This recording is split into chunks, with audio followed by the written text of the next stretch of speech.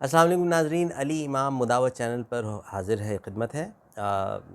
इस चैनल के ऊपर हम होम्योपैथिक के हवाले से जो है वो गुफ्तगू करते हैं और शुरू की 1 मिनट की जो मेरी गुफ्तगू है वो ज़रूर आप सुना कीजिए, क्योंकि उसको सुनने के बाद फिर आगे की गुफ्तगू ज़्यादा बेहतर तौर पे आपको समझ में आएगी।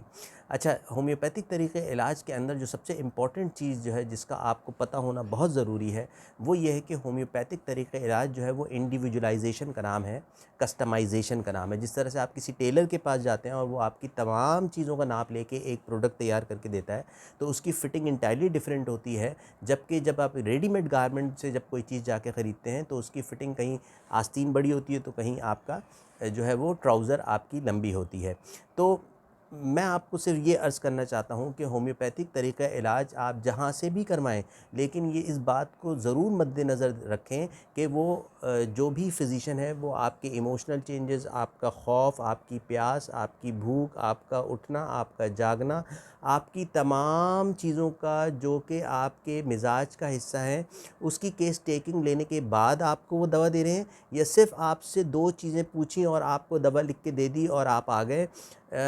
इसके अंदर होता ये है कि अमूमन लकी हिट के तौर पे जब हम दवा देते हैं लोगों को तो उसमें बड़े मसाइल होते हैं, कभी वो काम करती है, कभी नहीं करती है, और जिसकी वजह से होम्योपैथिक बदनाम होती है। जबकि होम्योपैथी और मेडिसिन तो अपनी तमाम चीज़ों के साथ मौजूद हैं, देने वाले की कोताही की वजह से जो है वो जो पूरा डोमेन है वो बदनाम होता है। अच्छा, आज मैं आपसे बात करने जा रहा हूँ इसी सिलसिले की एक कड़ी में। हमारी जो अद्वियात होती हैं उनकी अपनी एक कॉन्स्टिट्यूशनल पिक्चर, एक ड्रग पिक्चर होती है। अच्छा, जब हम उसको मैच करते हैं किसी इंसान से या किसी बच्चे के मिजाज से, तो फिर जाके आपको पता लगता है कि हाँ, ये दवा बेसिकली इस बच्चे के लिए है और जो इसके इमोशनल लेवल पे भी काम करेगी, इसके फिज़िकल लेवल पे भी काम करेगी। तो आज जिस दवा का ज़िक्र करने जा रहे हैं वो है कैलकेरिया कार बेबी। जी नाज़रीन, तो कैलकेरिया कार बेबी जो होता है वो बेसिकली ये बच्चे राउंड फेस के होते हैं और इनका जो बैली होती है वो थोड़ी-सी निकली हुई होती है, और इनके जब ये पैदाइश होती है इनकी, तो इनके जो सर पे जो है वो एक ख़ास किस्म का एक क्रस्ट होता है, एक खुश्की होती है, जिसको हम जो है वो क्रेडल कैप कहते हैं। वो इन बच्चों के अमूमन पैदाइश के वक्त इनके सर के ऊपर सामने मौजूद होती है, पपड़ी नुमा सी एक पूरी एक लेयर होती है। अच्छा, सोने में इन बच्चों को पसीना बहुत आता है। इनकी आप जब गर्दन चेक करेंगे, इनकी आप गुद्दी चेक करेंगे, इनका सर चेक करेंगे, तो इनका बाल भीगे हुए होते हैं और इनकी तकिया गीली होती है।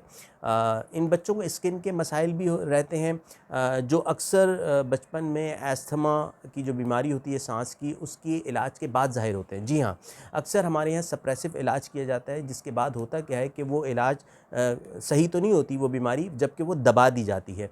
तो उसमें होता ये है कि जब यूजुअली जब बच्चे थोड़े से बड़े होते हैं, तो फिर उनके जो है वो स्किन के ऊपर जो है वो चाहे इरप्शन की सूरत में हो या एक्जिमा की सूरत में हो, वो चीज़ ज़ाहिर होना शुरू हो जाती है। अच्छा, अक्सर कैलकेरिया कार बच्चे जो हैं वो जब सुबह उठते हैं तो दे स्निफ़ल, वो इस तरह से सुड़सुड़ाते हैं, यानी कि उनको जो है वो पूरे साल जो है वो कुछ ना कुछ नज़ले के मसाइल रहते हैं, और अर्ली मॉर्निंग में जब वो स्कूल जा रहे होते हैं तो उस वक्त तो ये मसाइल बहुत होते हैं। अच्छा, इसी तरह ये जो बच्चे होते हैं, बड़ी मज़ेदार सी इन्फॉर्मेशन है कि उनको दे लाइक कैप्स, उनको हैट बड़ी पसंद होती है, बड़े शौक़ से पहनते हैं वो।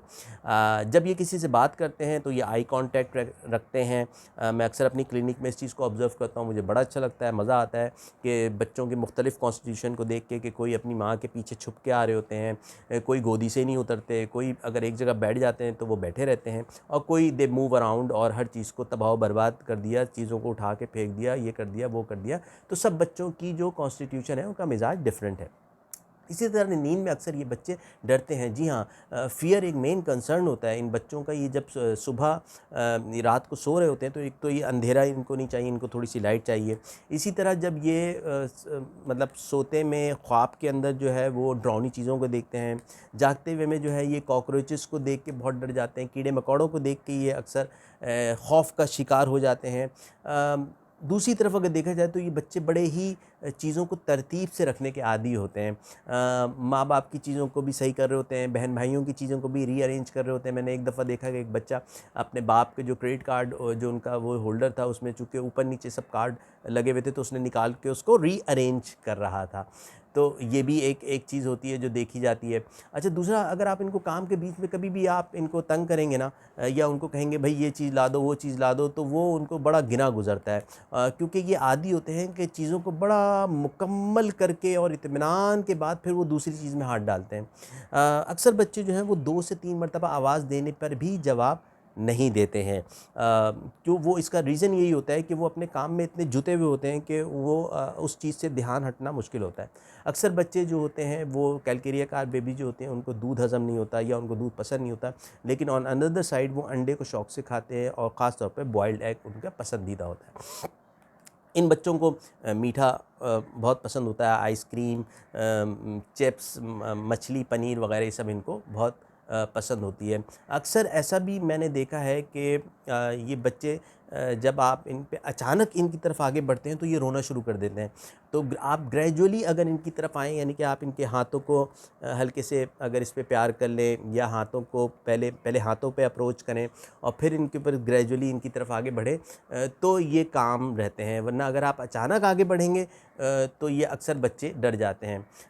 वक्त की चूँकि कमी है नाज़रीन, वीडियो तो पता नहीं क्या कुछ बताने को है, बड़ी दिलचस्प मालूमात हैं हर मेडिसिन के हवाले से।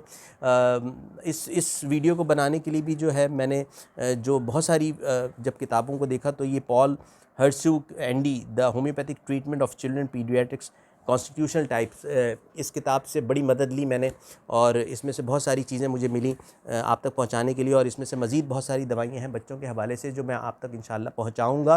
अगर आप यूट्यूब के ऊपर मेरी वीडियो देख रहे हैं तो उसको आप कमेंट बॉक्स में जाके ज़रूर बताएं कि आप किस तरह की वीडियो हेल्थ के हवाले से, बच्चों के मसाइल के हवाले से, ख़वातीन के हवाले से, जो भी आप इस हवाले से देखना चाहते हैं मुझे बताएं। अगर आप फेसबुक पे देख रहे हैं तो उसके कमेंट बॉक्स में जाएं और वहाँ पे मुझे लिखें, ताकि मैं आपके लिए बहुत ही मालूमाती, और आजकल चूँकि हेल्थ के इतने मसाइल हैं और लोगों को पता नहीं है, जिसकी वजह से बड़े मसाइल दरपेश आ रहे हैं। तो मैं इंशाल्लाह इंतज़ार करूँगा आपके कमेंट्स का। अपने होम्योपैथिक फ़िज़िशियन अली इमाम को इजाज़त दीजिए। अस्सलाम वालेकुम व रहमतुल्लाहि व बरकातहू।